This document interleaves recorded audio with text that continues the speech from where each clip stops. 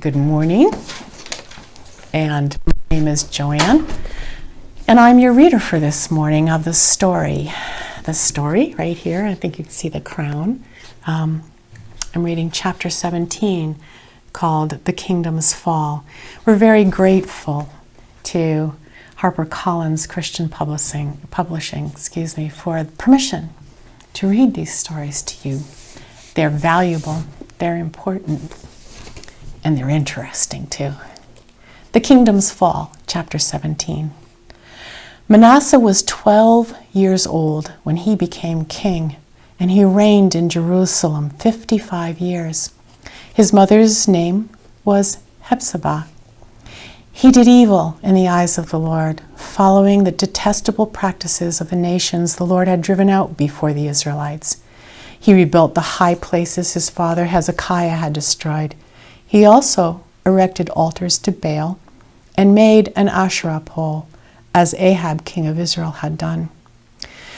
He bowed down to all the starry hosts and worshipped them. He built altars in the temple of the Lord, of which the Lord had said, "In Jerusalem I will put my name."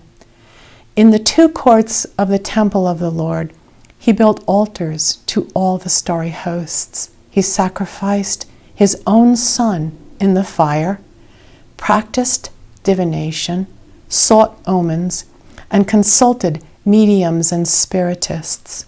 He did much evil in the eyes of the Lord, arousing his anger. He took the carved Asherah pole he had made and put it in the temple, of which the Lord had said to David and to his son Solomon, "In this temple and in Jerusalem, which I have chosen out of all the tribes of Israel, I will put my name forever. I will not again make the feet of the Israelites wander from the land I gave their ancestors, if only they will be careful to do everything I commanded them and will keep the whole law that my servant Moses gave them." But the people did not listen. Manasseh led them astray, so that they did more evil than the nations the Lord had destroyed before the Israelites. The Lord said through his servants, the prophets, "Manasseh, king of Judah, has committed these detestable sins. He has done more evil than the Amorites who preceded him, and has led Judah into sin with his idols. Therefore, this is what the Lord, the God of Israel, says. I am going to bring such disaster on Jerusalem and Judah that the ears of everyone who hears of it will tingle. I will stretch out over Jerusalem the measuring line used against Samaria and the plumb line used against the house of Ahab. I will wipe out Jerusalem as one wipes out a dish, wiping it and turning it upside down. I will forsake the remnant of my inheritance and give them into the hands of enemies. They will be looted and plundered by all their enemies. They have done evil in my eyes and have aroused my anger from the day their ancestors came out of Egypt until this day. Moreover, Manasseh also shed so much innocent blood that he filled Jerusalem from end to end, besides the sin that he had caused Judah to commit, so that they did evil in the eyes of the Lord. The Lord spoke to Manasseh and his people, but they paid no attention.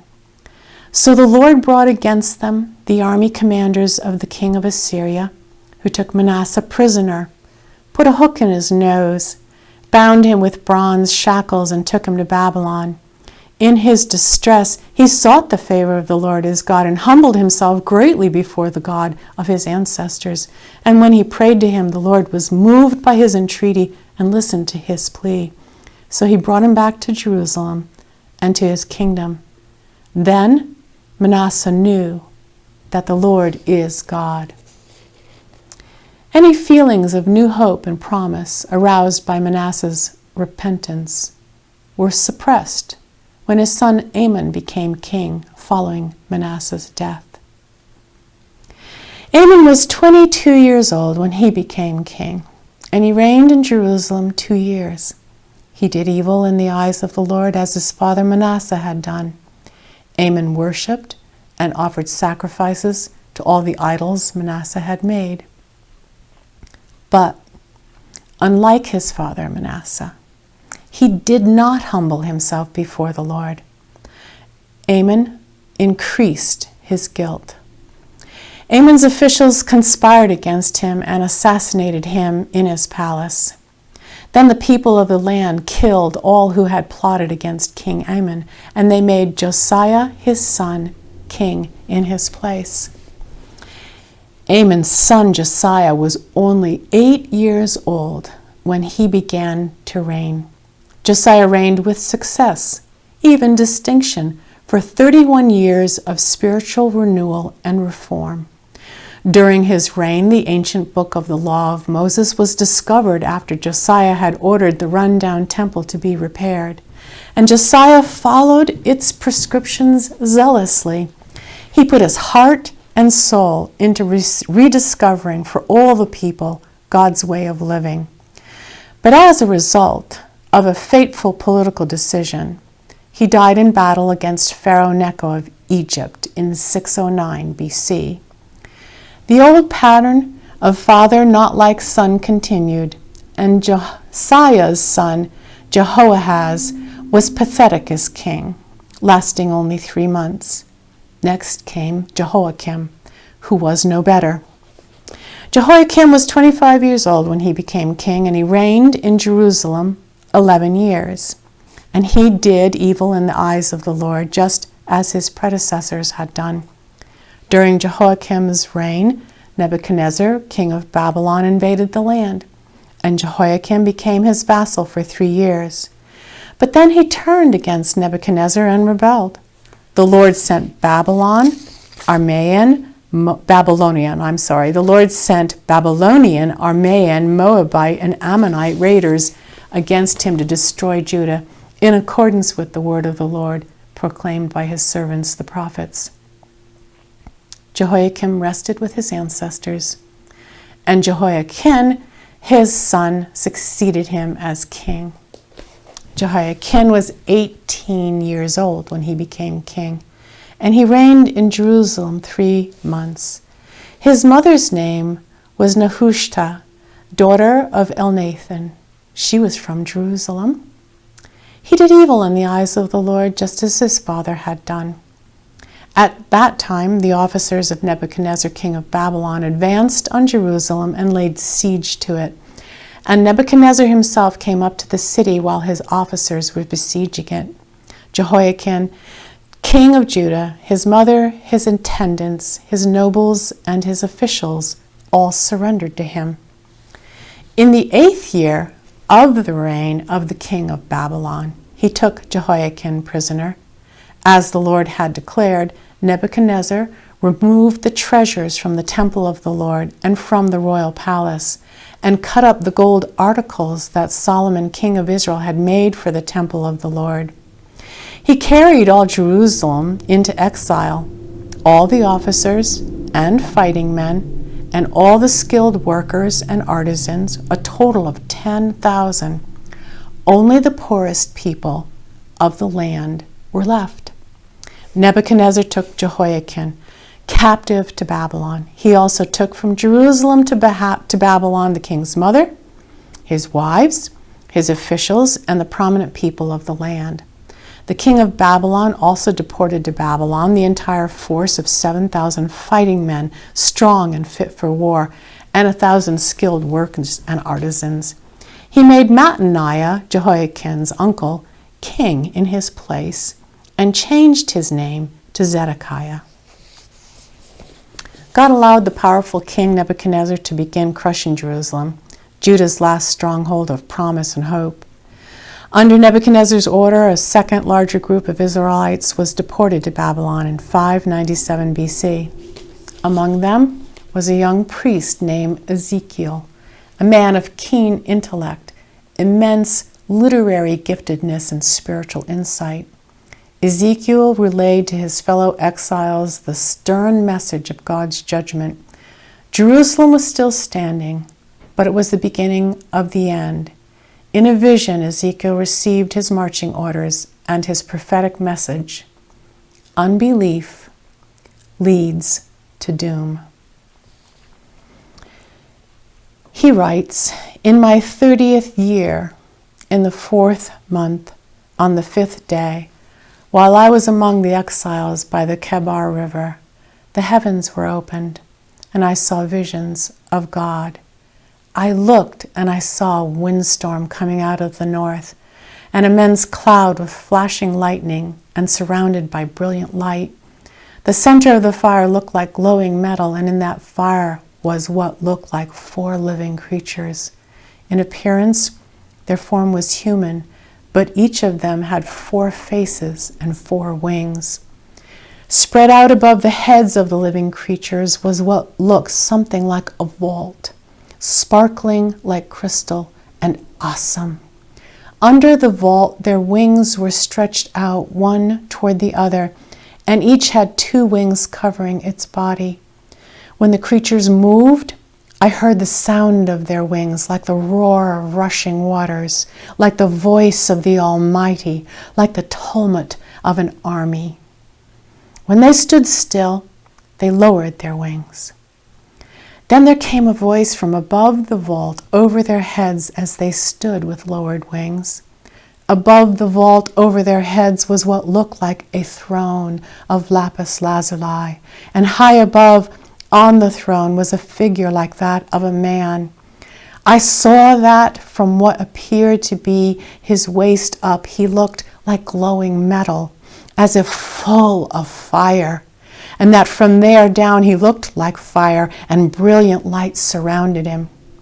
Like the appearance of a rainbow in the clouds on a rainy day, so was the radiance around him. This was the appearance of the likeness of the glory of the Lord. When I saw it, I fell face down, and I heard the voice of one speaking. He said to me, "Son of man, stand up on your feet, and I will speak to you." As he spoke, the Spirit came into me and raised me to my feet, and I heard him speaking to me. He said, "Son of man, I am sending you to the Israelites, to a rebellious nation that has rebelled against me. They and their ancestors have been in revolt against me to this very day. The people to whom I am sending you are obstinate and stubborn. Say to them, this is what the sovereign Lord says." And I quote, "And you, son of man, do not be afraid of them or their words. Do not be afraid, though briars and thorns are all around you, and you live among scorpions. Do not be afraid of what they say, or be terrified by them, though they are a rebellious people. You must speak my words to them, whether they listen or fail to listen, for they are rebellious." End quote. The word of the Lord came to me, "Son of man, set your face against the mountains of Israel. Prophesy against them and say, 'You mountains of Israel, hear the word of the sovereign Lord. This is what the sovereign Lord says to the mountains and hills, to the ravines and valleys. I am about to bring a sword against you, and I will destroy your high places. Your altars will be demolished, and your incense altars will be smashed, and I will slay your people in front of your idols. I will lay the dead bodies of the Israelites in front of their idols, and I will scatter your bones around your altars. Wherever you live, the towns will be laid waste, and the high places demolished, so that your altars will be laid waste and devastated, your idols smashed and ruined, your incense altars broken down, and what you have made wiped out. Your people will fall slain among you, and you will know that I am the Lord. But I will spare some, for some of you will escape the sword when you are scattered among the lands and nations. Then in the nations where they have been carried captive, those who escape will remember me, how I have been grieved by their adulterous hearts, which have turned away from me, and by their eyes which have lusted after their idols. They will loathe themselves for the evil they have done and for all their detestable practices. And they will know that I am the Lord. I did not threaten in vain to bring this calamity on them. This is what the Sovereign Lord says. Quote, disaster, unheard of disaster. See, it comes. Doom has come upon you who dwell in the land. The time has come. The day is near. There is panic, not joy, on the mountains. I am about to pour out my wrath on you and spend my anger against you. I will judge you according to your conduct and repay you for all your detestable practices. Back on the home front, things were going from bad to worse in Jerusalem. But God continued to pursue and warn his people. Another prophet named Jeremiah was called into service in a very interesting conversation he had with God. Jeremiah says, the word of the Lord came to me, saying, and it's quoted, before I formed you in the womb, I knew you. Before you were born, I set you apart. I appointed you as a prophet to the nations. End quote. Alas, Sovereign Lord, Jeremiah answers, I do not know how to speak. I am too young. But the Lord said to me, do not say I am too young. You must go to everyone I send you to and say whatever I command you. Do not be afraid of them, for I am with you, and I will rescue you, declares the Lord. Then the Lord reached out his hand and touched my mouth and said to me, I have put my words in your mouth. See, today I appoint you over nations and kingdoms to uproot and tear down, to destroy and overthrow, to build and to plant. Today I have made you a fortified city, an iron pillar and a bronze wall, to stand against the whole land, against the kings of Judah, its officials, its priests, and the people of the land. They will fight against you, but will not overcome you. For I am with you and will rescue you, declares the Lord. Knowing God was with him, Jeremiah shed his fears. Known as the weeping prophet, Jeremiah felt deeply the burden of the people's sin and the coming judgment. It didn't help that his message was unwelcome and unwanted. He told of the coming destruction of Jerusalem, God's judgment for the people's sins of idolatry and pride. But another truth Jeremiah also knew and told. God's mercy will never fail. Though reprieve from punishment may seem distant, for all the crumbling buildings, lives lost in hapless battles, and lives squandered pursuing pagan pleasures, still God's mercies endure. Tender mercies that will be lavished on a nation that had forsaken him. With the God of majestic love, nothing is impossible. Hear the word of the Lord, you descendants of Jacob, all you clans of Israel. Has a nation ever changed its gods? Yet they are not gods at all. But my people have exchanged their glorious God for worthless idols. Be appalled at this, you heavens, and shudder with great horror, declares the Lord. My people have committed two sins. They have forsaken me, the spring of living water, and have dug their own cisterns, broken cisterns that cannot hold water. Long ago you broke off your yoke and tore off your bonds. You said, I will not serve you. I had planted you like a choice vine of sound and reliable stock. How then did you turn against me into a corrupt wild vine? Although you wash yourself with soap and use an abundance of cleansing powder, the stain of your guilt is still before me, declares the Sovereign Lord. As a thief is disgraced when he is caught, so the people of Israel are disgraced. They, their kings and their officials, their priests and their prophets. They say to wood, right? They say to wood, you are my father, and to stone, you gave me birth. They have turned their backs to me and not their faces. Yet when they are in trouble, they say, come and save us. Where then are the gods you made for yourselves? Let them come, if they can save you, when you are in trouble. For you, Judah, have as many gods as you have towns.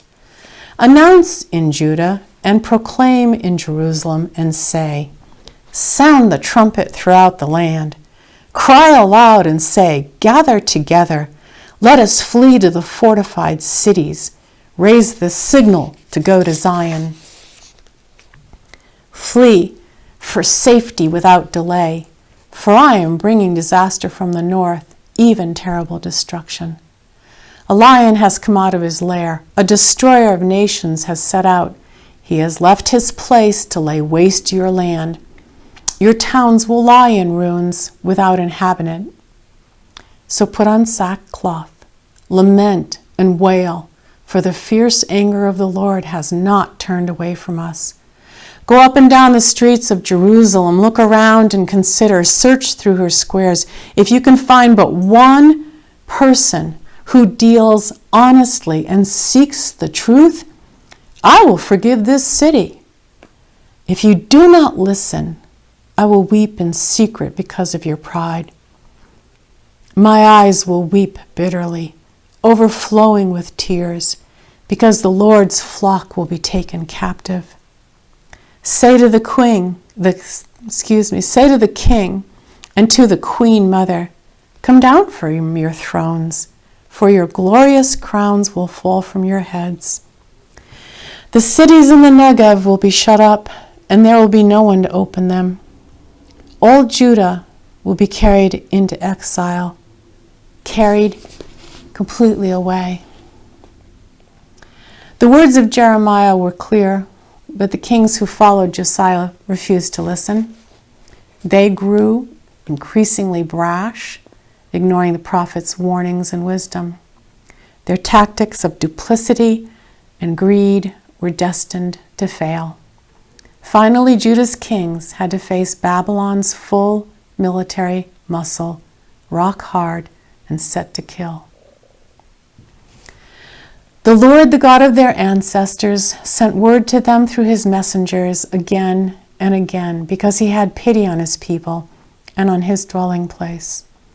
But they mocked God's messengers, despised his words, and scoffed at his prophets, until the wrath of the Lord was aroused against his people, and there was no remedy. Zedekiah was 21 years old when he became king, and he reigned in Jerusalem 11 years. He did evil in the eyes of the Lord his God, and did not humble himself before Jeremiah the prophet, who spoke the word of the Lord. He also rebelled against King Nebuchadnezzar, who had made him take an oath in God's name. He became stiff-necked and hardened his heart and would not turn to the Lord, the God of Israel. Furthermore, all the leaders of the priests and the people became more and more unfaithful, following all the detestable practices of the nations and defiling the temple of the Lord, which he had consecrated in Jerusalem. So in the 9th year of Zedekiah's reign, on the 10th day of the 10th month, Nebuchadnezzar, king of Babylon, marched against Jerusalem with his whole army. He encamped outside the city and built siege works all around it. The city was kept under siege until the 11th year of King Zedekiah. By the 9th day of the 4th month, the famine in the city had become so severe that there was no food for the people to eat. On the surface, it appeared that God had abandoned his people. Where was his mercy now? Zedekiah and his associates wanted Jeremiah to step in and ask God for help. Instead, Jeremiah foretold defeat and death as the consequence of the people's continued sin. The word came to Jeremiah from the Lord when King Zedekiah sent to him Pashur, son of Malchiah, and the priest Zephaniah, son of Maaseiah. They said, "Inquire now of the Lord for us, because Nebuchadnezzar, king of Babylon, is attacking us. Perhaps the Lord will perform wonders for us as in times past, so that he will withdraw from us." But Jeremiah answered them, "Tell Zedekiah, this is what the Lord, the God of Israel, says. I am about to turn against you the weapons of war that are in your hands, which you are using to fight the king of Babylon and the Babylonians who are outside the wall besieging you. And I will gather them inside this city. I myself will fight against you with an outstretched hand and a mighty arm in furious anger and in great wrath. I will strike down those who live in this city, both man and beast, and they will die of a terrible plague. After that, declares the Lord, I will give Zedekiah, king of Judah, his officials, and the people in this city who survived the plague, sword, and famine into the hands of Nebuchadnezzar, king of Babylon, and to their enemies who want to kill them. He will put them to the sword. He will show them no mercy or pity or compassion." Furthermore, Jeremiah said, "Tell the people, this is what the Lord says. See, I am setting before you the way of life and the way of death. Whoever stays in this city will die by the sword, famine, or plague. But whoever goes out and surrenders to the Babylonians who are besieging you will live. They will escape with their lives. I have determined to do this city harm and not good, declares the Lord. It will be given into the hands of the king of Babylon, and he will destroy it with fire." Then the city wall was broken through, and the whole army fled at night through the gate between the two walls near the king's garden, though the Babylonians were surrounding the city. They fled toward the Arabah, but the Babylonian army pursued the king and overtook him in the plains of Jericho.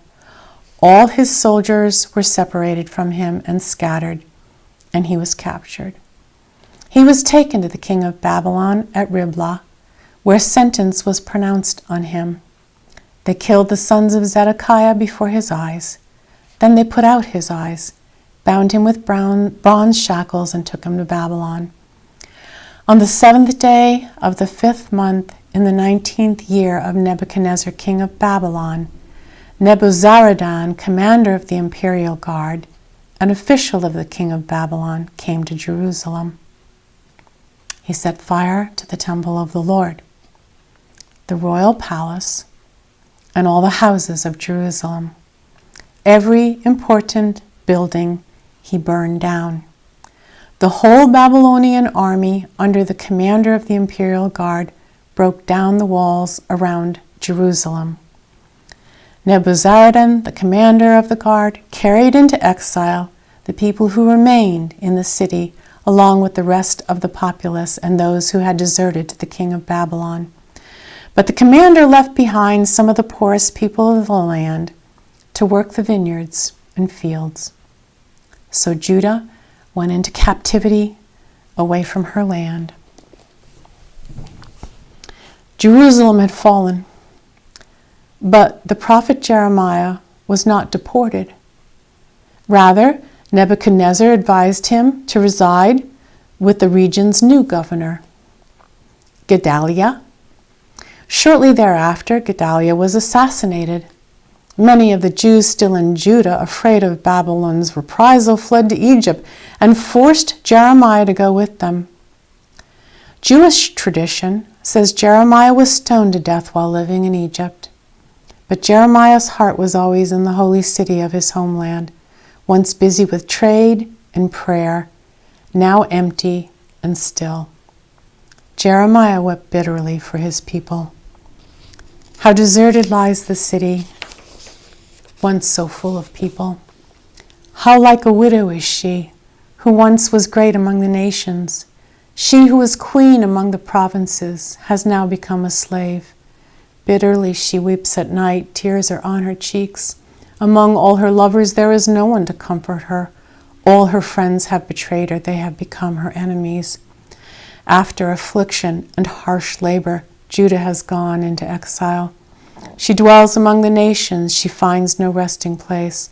All who pursue her have overtaken her in the midst of her distress. The Lord has done what he planned. He has fulfilled his word, which he decreed long ago. He has overthrown you without pity.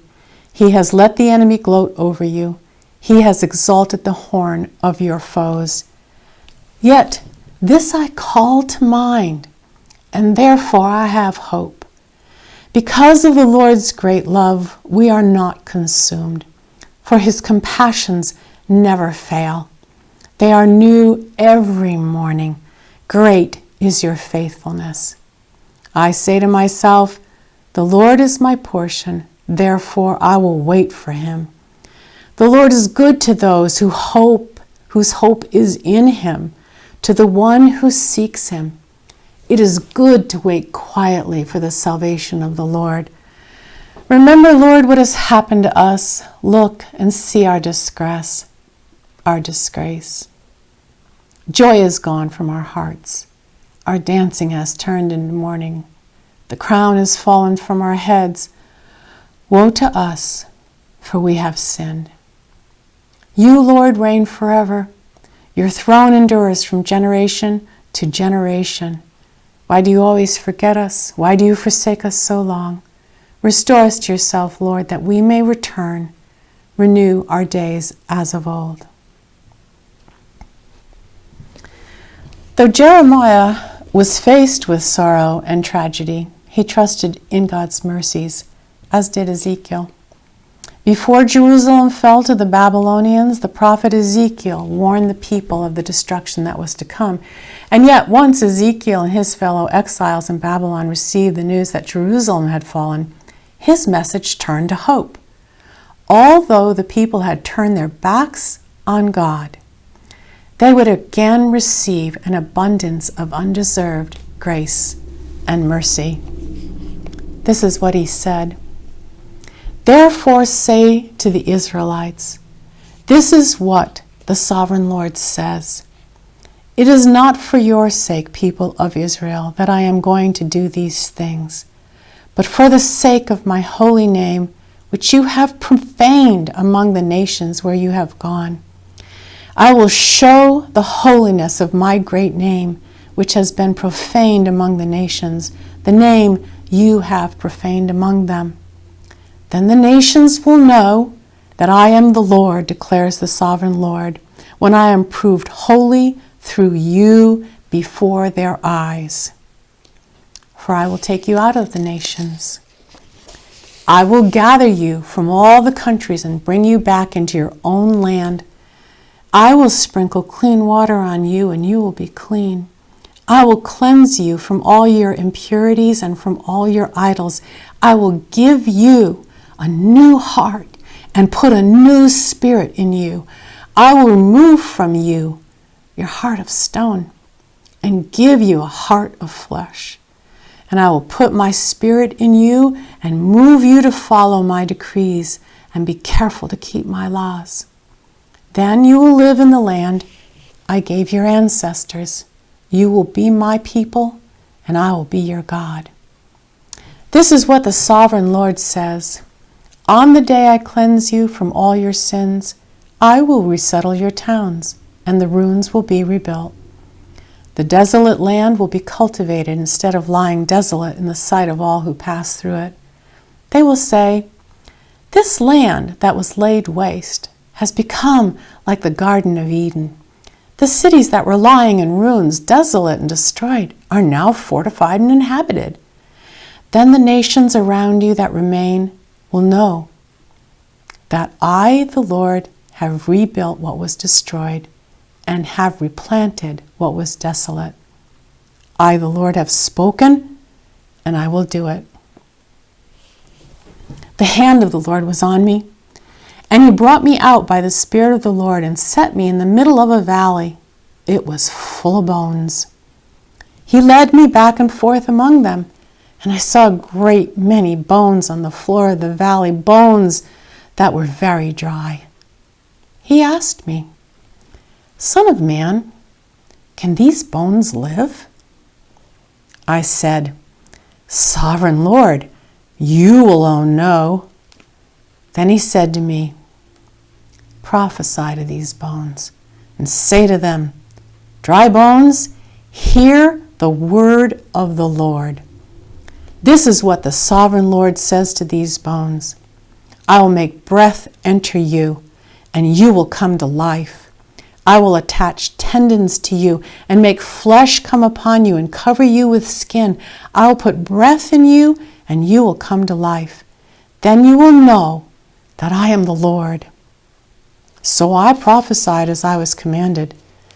And as I was prophesying, there was a noise, a rattling sound, and the bones came together, bone to bone.